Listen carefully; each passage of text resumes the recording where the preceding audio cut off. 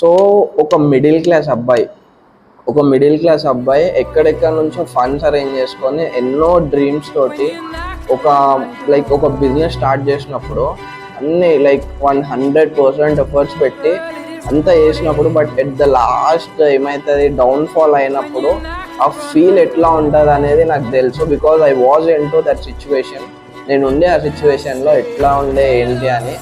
So వేరే వాళ్ళు ఆ సిచ్యువేషన్కి రాకూడదు అని చెప్పి నేను వీడియో చేస్తున్నాను. ఎందుకంటే ఇన్స్టాగ్రామ్ ఓపెన్ చేస్తే చాలు everyone into clothing business, day one in starting my own clothing business. So అట్లాంటి వాళ్ళకి నా సైడ్ నుంచి ఒక చిన్న అవేర్నెస్ టైప్గా నేను ఈ వీడియో చేస్తున్నాను.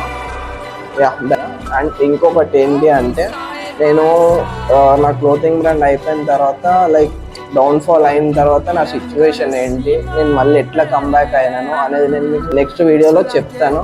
So stay tune, bye.